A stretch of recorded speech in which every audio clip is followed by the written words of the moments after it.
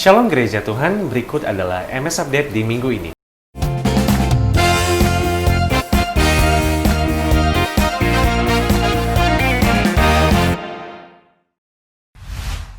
Doa puasa akan dilaksanakan pada tanggal 1 hingga 31 Oktober 2020. Tujuan dari doa-doa puasa sebagai berikut. Yang pertama adalah keamanan NKRI, damailah Indonesiaku. Yang kedua adalah penyelesaian pandemi COVID-19. Yang ketiga adalah ancaman resesi ekonomi global. Yang keempat adalah pencurahan Roh Kudus secara besar-besaran di Pentakosta ketiga ini. Yang kelima adalah penyelesaian amanat agung Tuhan Yesus Kristus. Doa puasa ini bersifat wajib untuk seluruh jemaat, aktivis, dan juga pengerja di GBI MS Bali. Serta dihimbau untuk seluruh jemaat bahwa jenis puasa yang diambil ditentukan kembali oleh masing-masing pribadi. Demikian kami sampaikan. Poin yang kedua adalah, mari kita bersama-sama untuk mendeklarasikan Pentakosta ketiga. Yang pertama adalah Pentakosta ketiga adalah pencurahan Roh Kudus yang dahsyat di zaman now, melebihi yang terjadi di Azusa Street. Yang kedua, Pentakosta ketiga akan mengakibatkan penuaian jiwa yang terbesar dan yang terakhir sebelum Tuhan Yesus datang kembali. Yang ketiga adalah Pentakosta ketiga akan membangkitkan generasi Yeremia, yaitu anak-anak muda yang dipenuhi Roh Kudus, cinta mati-matian kepada Tuhan Yesus, tidak kompromi terhadap dosa, dan akan bergerak untuk memenangkan jiwa. Yang keempat, Pentakosta ketiga lahir di Indonesia dan bergerak ke bangsa-bangsa. Gerakan ini dari timur ke barat dan akan kembali ke Yerusalem. Yang terakhir, Pentakosta ketiga akan memberikan kuasa untuk menyelesaikan amanat agung. Dan setelah itu Tuhan Yesus akan datang kembali. Persembahan minggu ini dapat ditransferkan melalui rekening BCA atas nama GBI Miracle Service Bali, ada di samping saya ini. Demikian kami sampaikan MS Update minggu ini. Terima kasih. Tuhan Yesus memberkati.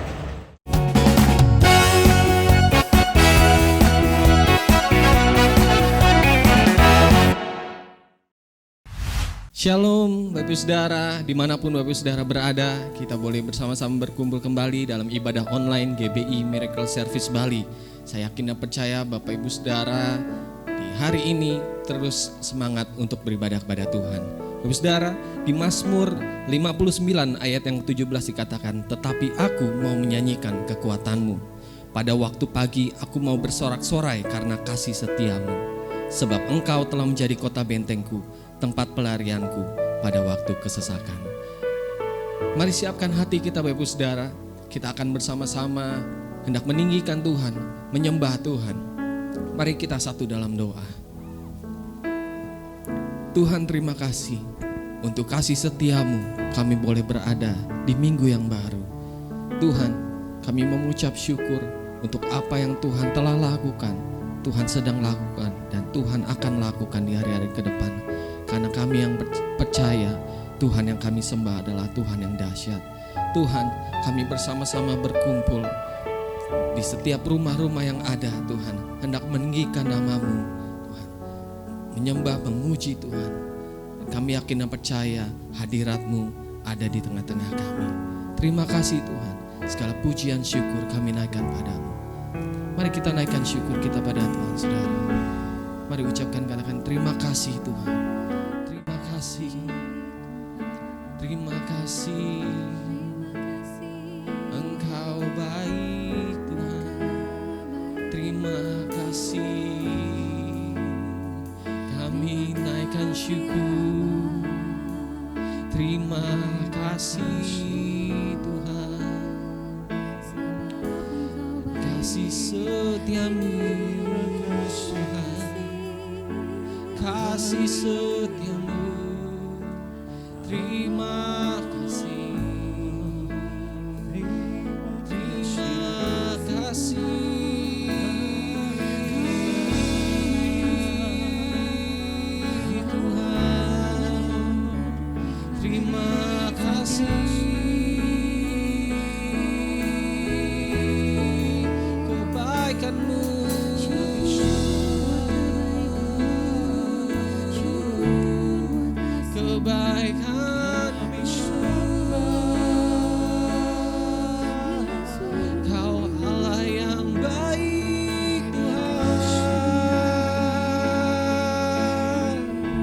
Besar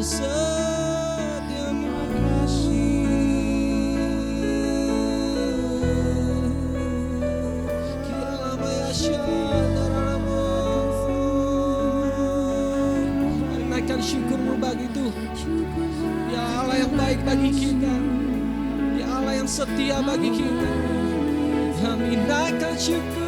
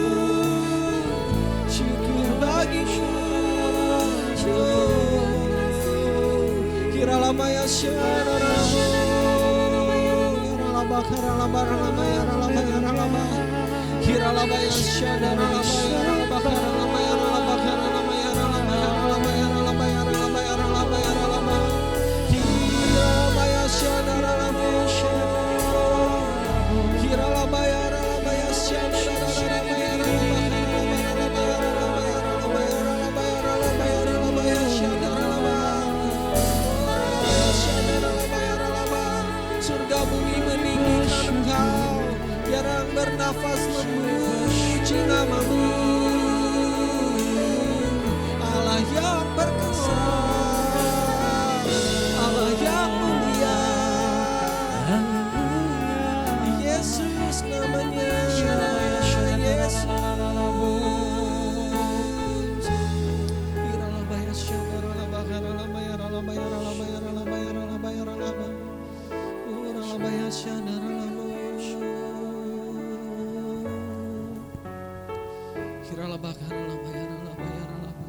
Kami tinggikan Engkau Tuhan Yesus, kami agungkan Engkau Tuhan.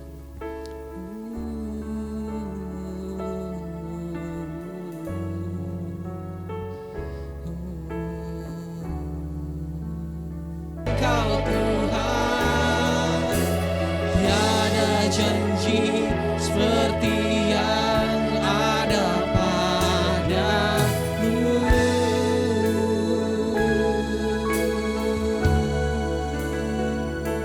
Tiada janji yang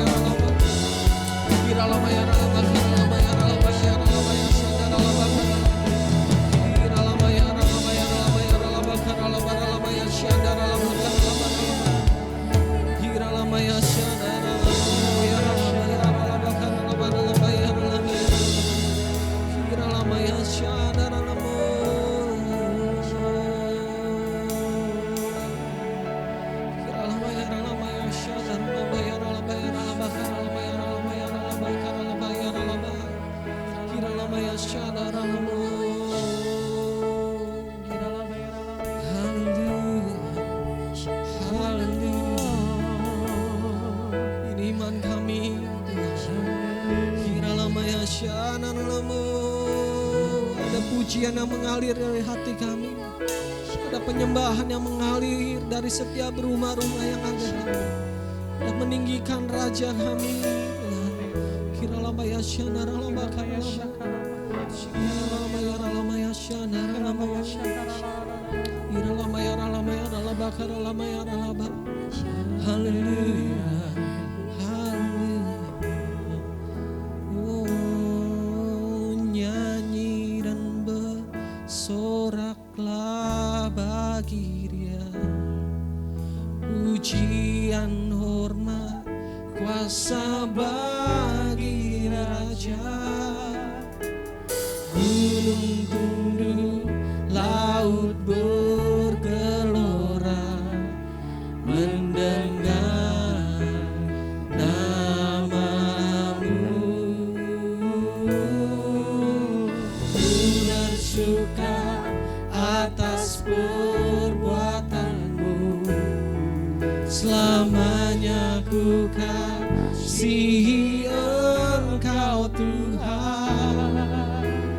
Tiada janji seperti yang ada pada, tiada janji seperti yang ada pada, tiada janji seperti yang ada padamu.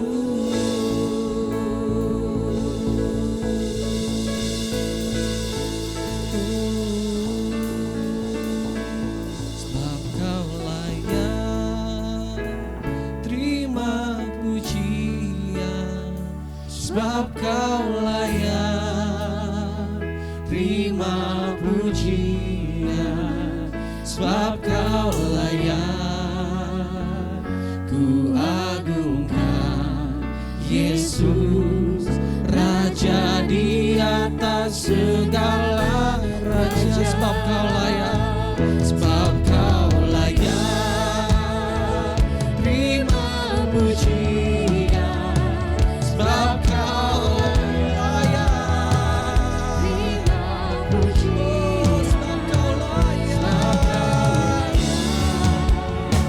ku agungkan Yesus, Raja di atas segala. Sebab Kau layak, sebab Kau layak terima pujian, sebab Kau layak terima pujian, sebab Kau layak ku agungkan Yesus, Raja di atas segala raja. Sebab Kau layak, sebab Kau layak terima pujian, sebab Kau layak terima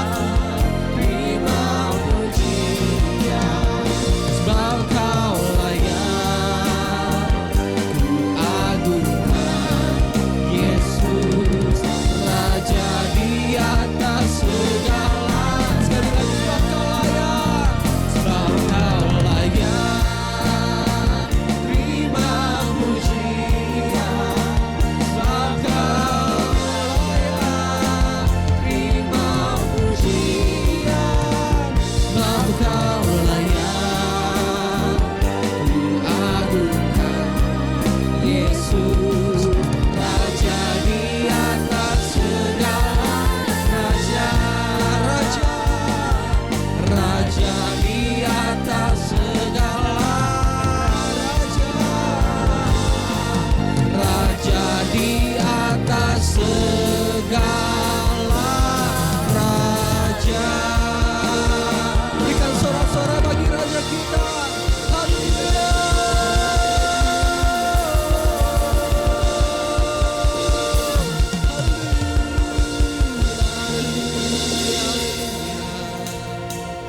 Amin.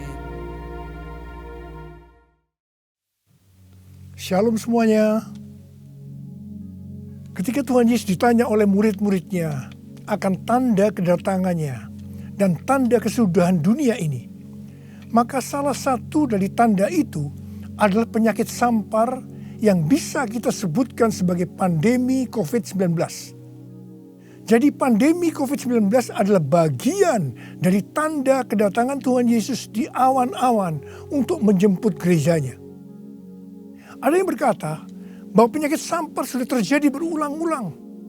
Malah pada tahun 1918 sampai dengan 1920 ada wabah flu Spanyol yang menyebabkan 50 juta orang meninggal. Tetapi Tuhan Yesus belum datang. Jangan-jangan setelah pandemi COVID-19 Tuhan Yesus juga tidak akan segera datang. Kalau kita bicara Tuhan Yesus tidak segera datang, ini tidak sesuai dengan yang dikatakan Tuhan Yesus dalam kitab Wahyu. Dalam kitab Wahyu, Tuhan Yesus berkata, "Aku datang segera," sebanyak 4 kali. Dan waktunya sudah singkat, waktunya sudah dekat, sebanyak 2 kali. Jadi kalau Tuhan Yesus berkata, "Aku datang segera," 2000 tahun yang lalu, apalagi hari-hari ini, pasti lebih segera lagi. Hati-hati, jangan terjebak menjadi pengejek-pengejek yang dengan ejekannya berkata, "Di mana janji kedatangannya itu? Dari dulu keadaan tetap seperti ini. Katanya salah satu tanda adalah penyakit sampar. Mana buktinya? Penyakit sampar sudah terjadi berulang-ulang. Tetapi ternyata Tuhan Yesus belum juga datang." Jangan berkata bahwa setelah pandemi COVID-19 Tuhan Yesus pasti datang kembali. Atau jangan juga berkata bahwa setelah pandemi COVID-19 Tuhan Yesus belum segera datang. Kita tidak tahu dengan pasti kapan kedatangan Tuhan Yesus kembali. Hanya Bapa di sorga saja yang tahu. Yang penting Tuhan Yesus berkata bahwa penyakit sampar seperti pandemi COVID-19 ini adalah bagian dari tanda kedatangannya. Tuhan Yesus menghendaki agar kita percaya bahwa Dia akan segera datang. Sehingga kita akan sungguh-sungguh mempersiapkan diri kita untuk menyambut kedatangannya. Saya percaya bahwa sikap orang percaya dari zaman ke zaman yang melihat dan mengalami malapetaka, mungkin itu perang, mungkin itu bencana alam, termasuk penyakit sampar, akan berkata bahwa Tuhan Yesus akan datang segera. Sebagai contoh, Bapak Gereja yang bernama Cyprianus, yang adalah uskup gereja Kartago pada zaman Kekaisaran Romawi, yang mengalami pandemi pada tahun 250 sampai 271 Masehi. Pada saat itu di Roma saja sekitar 5.000 orang meninggal per hari. Cyprianus menyebutkan bahwa pandemi tersebut sebagai akhir zaman. Memang ini terbukti keliru. Akan tetapi dari sisi yang lain kita melihat keyakinannya bahwa ini adalah akhir zaman justru membuat terjadinya kebangunan rohani. Gereja terlibat dalam pelayanan sosial diakonia yang dahsyat. Melihat itu banyak orang menjadi percaya dan gereja berkembang pesat. Jadi setiap zaman seolah-olah Tuhan menciptakan situasi, apakah itu perang, bencana alam, kelaparan, termasuk penyakit sampar, agar perkataan Tuhan Yesus, "Aku datang segera" itu selalu ada di dalam hati orang percaya. Sehingga mereka selalu dalam kondisi berjaga-jaga, melakukan amanat agung Tuhan Yesus, sehingga penuaian jiwa besar-besaran terjadi. Demikian juga dengan adanya pandemi COVID-19 ini, Tuhan menghendaki gerejanya, yaitu kita-kita ini, bergerak menyelesaikan amanat agung sebelum Tuhan Yesus datang kembali. Sejak tahun 2009, setelah Tuhan berbicara dengan begitu serius kepada saya tentang "Aku datang segera", saya selalu memperkatakan hal ini. Saya selalu mengingatkan agar kita lebih intim dengan Tuhan. Hari-hari ini pesan Tuhan kepada kita adalah kembali kepada kasih mula-mula. Ingat, kita adalah calon mempelai wanita dari Kristus. Sang mempelai pria akan datang dengan segera untuk menjemput kita. kita harus mempersiapkan diri dengan kembali kepada kasih yang mula-mula. Dalam Wahyu 2 ayat 1 sampai dengan 7, Tuhan Yesus berkata kepada jemaat di Efesus, bahwa jemaat di Efesus itu rajin, tekun, tidak dapat sabar terhadap rasul palsu, tetap sabar dan mau menderita oleh karena namaku, kata Tuhan. Tidak mengenal lelah, membenci perbuatan-perbuatan pengikut Nikolaus yang juga aku benci, kata Tuhan Yesus. Pengikut Nikolaus mengajarkan bahwa percabulan tidak akan mempengaruhi keselamatan seseorang dalam Kristus. Ini adalah pengajaran sesat, karena kitab Perjanjian Baru mengatakan hal yang sebaliknya, yaitu bahwa orang yang hidup dalam percabulan tidak akan mendapat bagian dalam kerajaan Allah. Kalau kita melihat ini, saya berkata bahwa jemaat Efesus ini jemaat yang luar biasa. Akan tetapi Tuhan Yesus melanjutkan dengan berkata, namun demikian aku mencela engkau, karena engkau telah meninggalkan kasih-Mu yang semula. Sebab itu ingatlah betapa dalamnya engkau telah jatuh. Bertobatlah dan lakukanlah lagi apa yang semula engkau lakukan. Jika tidak demikian, aku akan datang kepadamu dan mengambil kaki dianmu dari tempatnya, jikalau engkau tidak bertobat.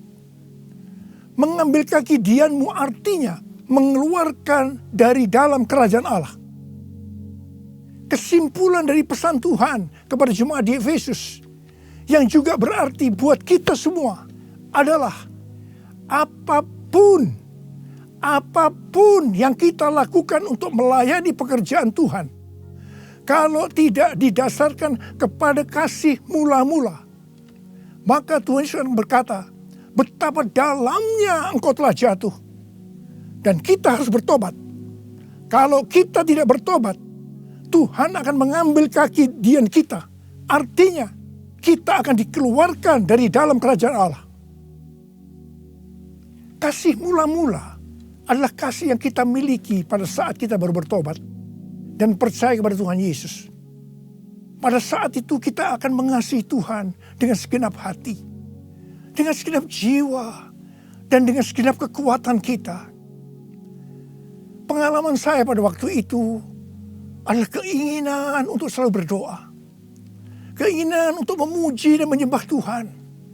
Keinginan untuk membaca Alkitab. Keinginan untuk hidup kudus. Keinginan untuk melayani Tuhan.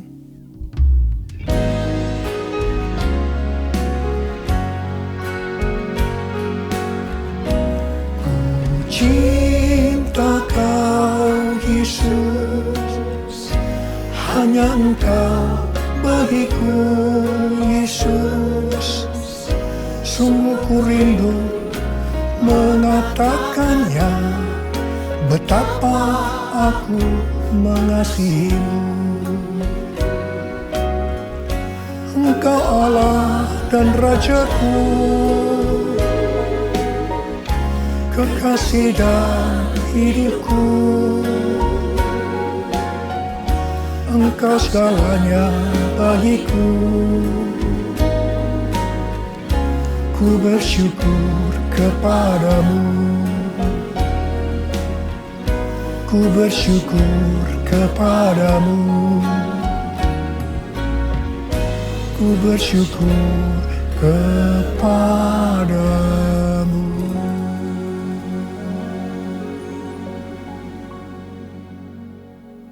Kalau kita melihat proses keselamatan, maka proses keselamatan terdiri dari 3 tahap. Tahap yang pertama adalah proses justification, yang artinya pembenaran.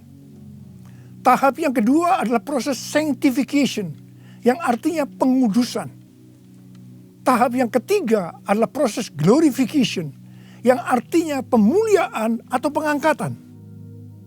Pada proses pertama, yaitu proses justification atau pembenaran, kita bertobat dan percaya kepada Tuhan Yesus. Kita mengalami kelahiran baru. Kita mengalami kasih mula-mula. Setelah itu kita memasuki tahap yang kedua, yaitu proses sanctification atau pengudusan. Dalam proses ini, kita akan dikuduskan terus-menerus oleh Roh Kudus dan firman Allah. Sehingga kita menjadi serupa dengan gambarnya, yaitu menjadi murid Tuhan Yesus. Setelah itu, kita akan masuk dalam proses yang ketiga, yaitu glorification, yang artinya pemuliaan atau pengangkatan. Jadi, yang diangkat itu adalah mereka yang menjadi serupa dengan gambar Yesus, yaitu murid Tuhan Yesus. Pada waktu memasuki proses sanctification atau pengudusan ini, dengan berbagai macam alasan, kualitas kasih kita kepada Tuhan yang tadinya penuh dengan kasih yang mula-mula bisa berubah menjadi seperti yang terjadi pada jemaat di Efesus. Saya pribadi juga mengalami seperti yang terjadi pada jemaat di Efesus. Tetapi melalui pengudusan secara terus-menerus oleh Roh Kudus dan firman Allah, juga disertai dengan proses yang menyakitkan, saya kembali kepada kasih mula-mula sampai dengan hari ini. Haleluya. Saya akan bertanya kepada saudara, bagaimana kualitas kasih saudara kepada Tuhan? Saya mau mengajak saudara untuk melihat kualitas kasih kita kepada Tuhan melalui kitab Kidung Agung. Kitab Kidung Agung merupakan satu-satunya kitab di Alkitab yang khususnya membahas kasih yang unik di antara dua orang mempelai, yaitu antara Salomo dengan gadis Sulam yang dipercaya dia adalah istri pertama dari Salomo. Karena beberapa nats penting dalam perjanjian baru melukiskan kasih Kristus bagi gerejanya dengan memakai hubungan pernikahan, maka kitab Kidung Agung dapat dipandang sebagai melukiskan kasih yang ada di antara Kristus dengan mempelainya, yaitu gerejanya, yaitu kita-kita ini. Sama halnya dengan iman kita yang harus bertumbuh. Demikian juga kualitas kasih kita kepada Tuhan harus bertumbuh. Secara sederhana, kitab Kidung Agung ini menggambarkan 3 tingkat kualitas kasih. Dan ini juga menunjukkan tingkat kualitas kasih kita dengan Tuhan. Tingkat kualitas kasih yang pertama terdapat dalam Kidung Agung 2 ayat 16 yang berkata, kekasihku kepunyaanku, dan aku kepunyaan dia. Dalam hubungan kita dengan Tuhan, kita bisa berkata begini, Tuhan milikku, aku miliknya Tuhan. Tingkat kualitas kasih yang kedua terdapat dalam Kidung Agung 6 ayat 3 yang berkata, aku kepunyaan kekasihku, dan kepunyaanku kekasihku. Dalam hubungan kita dengan Tuhan, kita bisa berkata begini, aku milik Tuhan, Tuhan milikku. Tingkat kualitas kasih yang ketiga terdapat dalam Kidung Agung 7 ayat 10 yang berkata, kepunyaan kekasihku aku. Dalam hubungan kita dengan Tuhan, kita bisa berkata, aku milik Tuhan.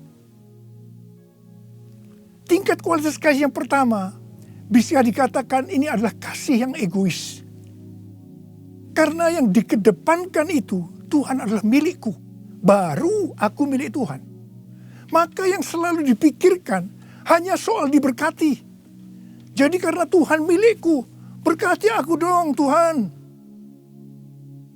Biasanya jarang bertanya kepada Tuhan tentang apa yang dikehendaki Tuhan dalam setiap rencana atau langkah yang akan dilakukan. Jadi kalau dia punya rencana, langsung akan minta supaya Tuhan memberkati. Biasanya juga jarang menyinggung tentang apa yang harus kita lakukan untuk melayani Tuhan. Itu tingkat yang pertama. Tapi tingkat kualitas kasih yang kedua bisa dikatakan sebagai kasih bersyarat. Aku milik Tuhan. Tuhan adalah milikku. Sekarang yang dikedepankan adalah aku miliknya Tuhan. baru setelah itu Tuhan adalah milikku. Berarti mulai ada satu peningkatan. Di sini mulai ada menyinggung tentang melayani Tuhan. Tetapi dengan syarat supaya Tuhan memberkati. Jadi motivasi mau melayani karena mau diberkati Tuhan. Itu tingkat kualitas kasih yang kedua. Tetapi sekarang tingkat kualitas kasih yang ketiga. Inilah yang disebutkan kasih yang tidak egois. Kasih yang tidak mementingkan dirinya sendiri. Ini adalah kasih yang semula. Aku milik Tuhan. Titik. Tidak ada embel-embelnya lagi. Mereka yang memiliki kasih mula-mula akan berkata, aku milik Tuhan. Bukan milikku sendiri. Aku ini adalah milik Tuhan. Aku sudah dibeli. Dan harganya telah lunas dibayar. Aku dibeli dengan harga yang mahal. Yaitu dengan darah Yesus. Mereka yang memiliki kasih mula-mula akan berkata, jika aku hidup untuk Tuhan. Dan jika aku mati untuk Tuhan. Jadi baik hidup atau mati, aku adalah milik Tuhan. Mereka yang memiliki kasih mula-mula akan berkata, aku hidup, tetapi bukan lagi aku sendiri yang hidup, melainkan Kristus yang hidup di dalam aku. Hidupku bukannya aku lagi, tapi Yesus dalamku. Hidupku bukannya aku lagi, tapi Yesus dalamku. Yesus hidup, Yesus hidup dalamku. Hidupku bukannya aku lagi, tapi Yesus dalamku. Tapi Yesus dalamku.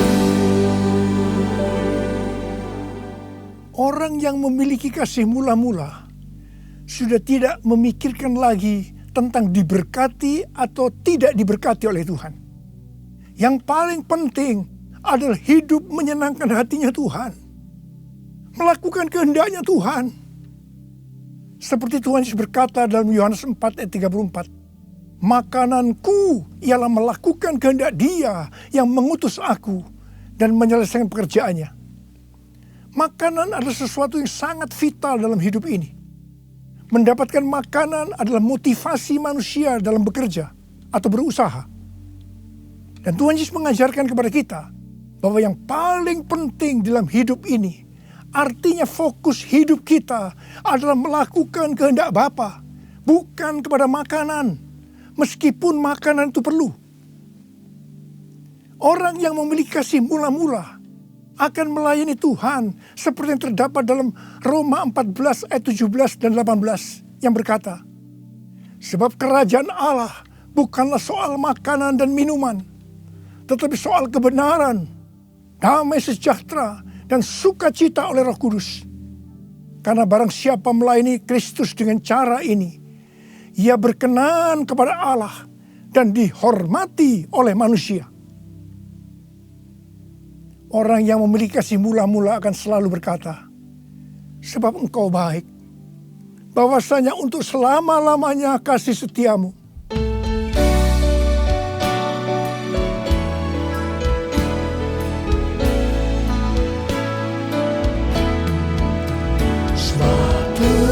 Hamba bahwasanya untuk selamanya kasih setianya. Sebab Tuhan bahwasanya untuk selamanya kasih setianya. Bahwasanya untuk selamanya kasih setianya.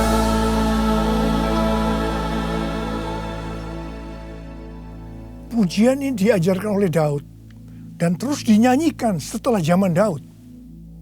Tuhan memberitahu kepada Daud hal yang paling menyenangkan hatinya Tuhan, yaitu kalau dipuji oleh kita, bahwa Tuhan itu baik. bahwasanya untuk selama-lamanya kasih setianya. Karena memang itulah yang Tuhan lakukan untuk kita. Jadi apapun masalah yang kita hadapi, nyanyikan terus pujian tadi. Orang yang memiliki kasih mula-mula akan berkata, aku tidak takut, sebab Tuhan menyertai aku. Aku tidak bimbang, sebab Tuhan adalah Allahku. Tuhan akan meneguhkan aku, bahkan akan menolong aku. Tuhan akan memegang aku dengan tangan kanannya, yang membawa aku kepada kemenangan.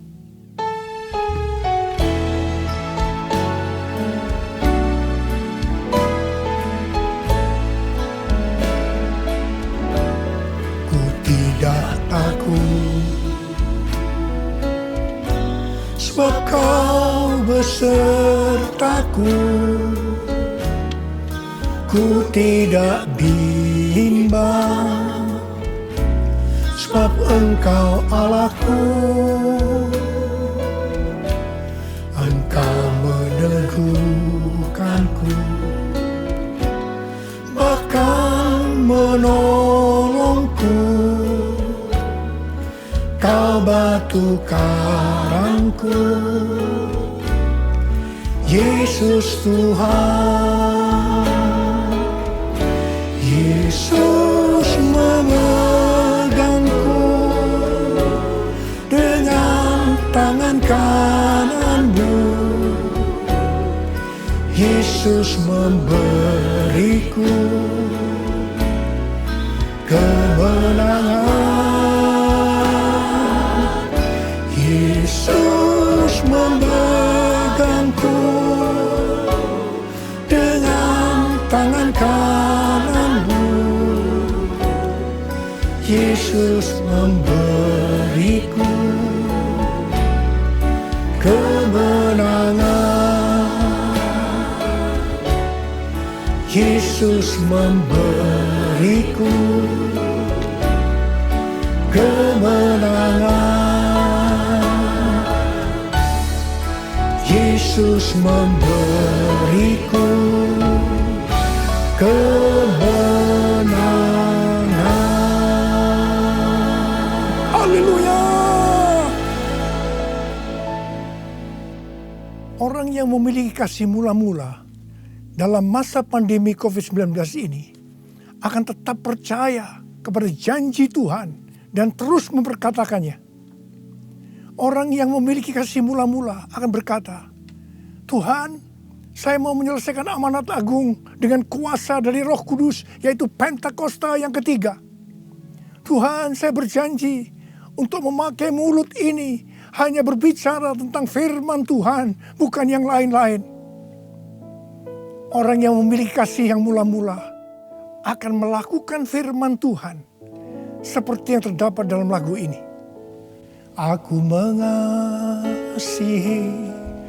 Engkau Yesus dengan segenap hatiku.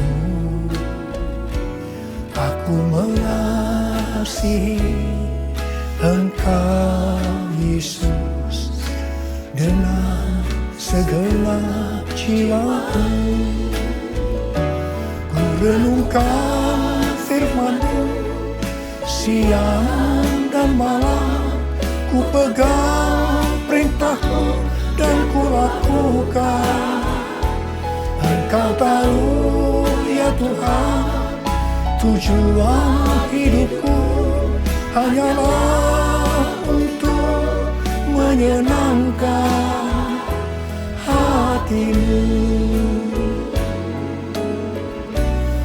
Menyenangkan hati-Mu, menyenangkan hati-Mu.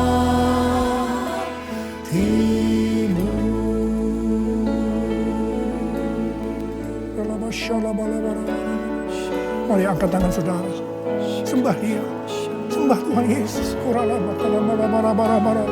Tuhan Yesus, sembah.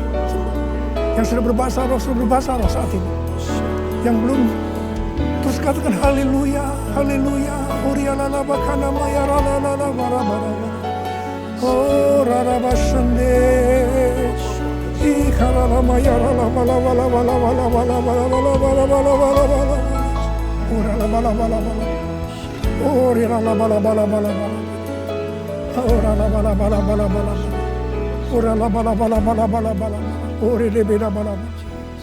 Hamba berdoa buat anak-anak-Mu ini semua Tuhan. Hamba berdoa mereka kembali kepada kasih yang mula-mula. Kembali kepada kasih yang semula. Kasih yang mula-mula. Ya Tuhan, hamba berdoa buat mereka. Tuhan, terima kasih. Terima kasih ya Tuhan, terima kasih Engkau akan segera datang untuk kali yang kedua. Bapa, hamba berdoa di tengah pandemi COVID-19 ini. Anak-anak-Mu yang mengalami bermacam-macam masalah. Engkau yang tolong mereka ya Tuhan. Tolong ya Tuhan. Mungkin mereka ketakutan, kebingungan. Ketakutan yang berlebihan, paranoid Tuhan. Tolong mereka ya Tuhan. Yang terpapar dengan COVID-19 sakit Tuhan. Dalam nama Yesus, aku sekarang perintahkan COVID-19. Kau keluar. Sembuh dalam nama Yesus. Sembuh dalam nama Yesus. Sembuh dalam nama Yesus. Oh Tuhan, terima kasih. Katakan terima kasih. Terima kasih ya Tuhan. Terima kasih ya Tuhan. Terima kasih. Terima kasih ya Tuhan. Terima kasih. Oh rala bara bara bara bara. Terima kasih. Oh rala bara bara bara. Terima kasih. Dalam nama Yesus. Dalam nama Yesus. Amin. Mari saudara-saudara, kita akan masuk dalam perjamuan kudus.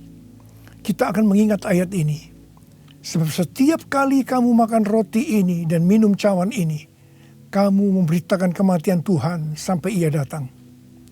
Perjamuan kudus adalah perjamuan Tuhan Yesus sendiri. Setiap kali kita masuk dalam perjamuan kudus, Tuhan Yesus selalu berkata, biarlah ini menjadi peringatan akan daku. Karena itu mari arahkan hati kita kepada Tuhan. Kita akan mengingat kebaikan Tuhan. Mari tundukkan kepala. Tuhan, siapakah kami ini sebelum kami mengenal Engkau? Kami semua orang berdosa. Upah dosa adalah maut, mati. Tapi Engkau yang tidak berdosa telah dijadikan dosa oleh karena kami. Engkau harus mati dengan penderitaan yang luar biasa ya Tuhan. Itu Engkau ya Aba. Betapa baiknya Engkau. Engkau jadikan kami sebagai anak-anak-Mu. Engkau tuntun kami, Engkau bela, Engkau lindungi, Engkau berkati. Engkau sembuhkan kami, Engkau ajar kami ya Tuhan. Engkau juga menghajar kami kalau kami salah Tuhan. Terima kasih ya Aba. Terima kasih Engkau itu adalah Engkau ya Tuhan. Tuhan Yesus akan memberkati saudara melalui perjamuan kudus ini. Tapi Tuhan mau kita makan dan minum dengan cara yang benar. Karena itu masing-masing sekarang berdoa. Lihat keadaan dirimu masing-masing. Jangan menyimpan dosa.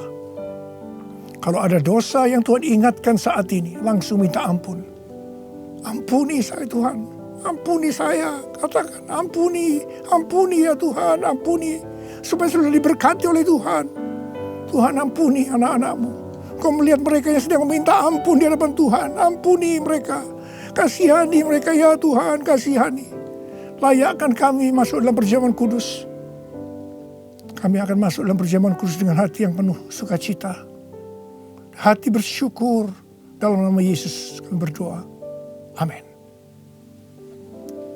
Sekarang mari angkat roti di tangan kanan saudara tinggi-tinggi. Sebab apa yang telah kuteruskan kepadamu telah aku terima dari Tuhan.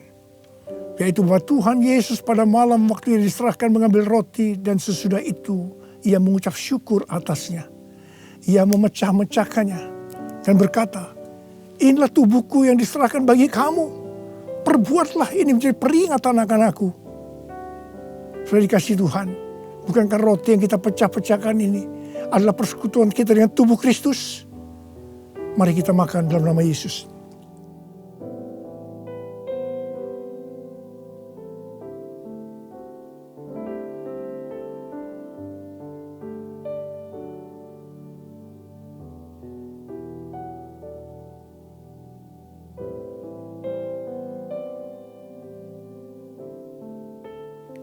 Sekarang angkat cawan di tangan kanan saudara tinggi-tinggi. Demikian juga ia mengambil cawan sesudah makan lalu berkata, cawan ini adalah perjanjian baru yang dimeteraikan oleh darahku. Perbuatlah ini setiap kali kamu meminumnya menjadi peringatan akan aku. Saudara kasih Tuhan, bukankah cawan pengucapan syukur yang atasnya kita ucapkan syukur adalah persekutuan kita dengan darah Yesus? Mari kita minum dalam nama Yesus.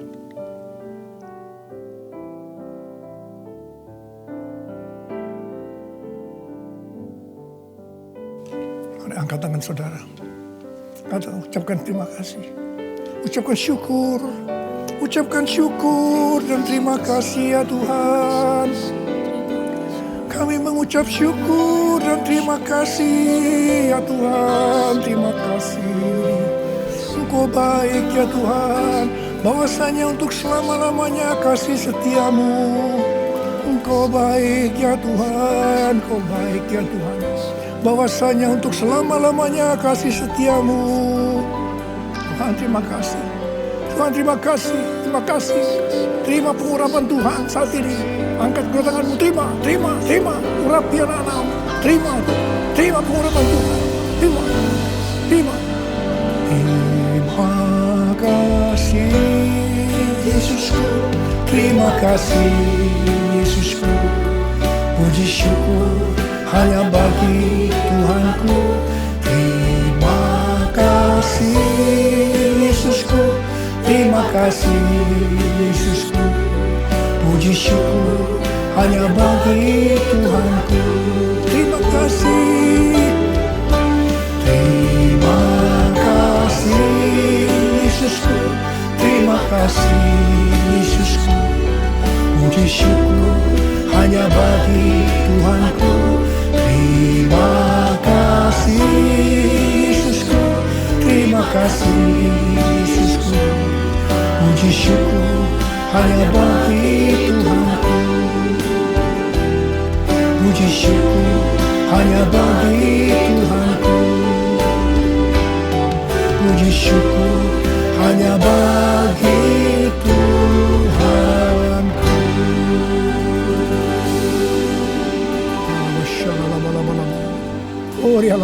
Terima kasih. Terima kasih ya Tuhan. Terima kasih. Berkati anak-anakmu.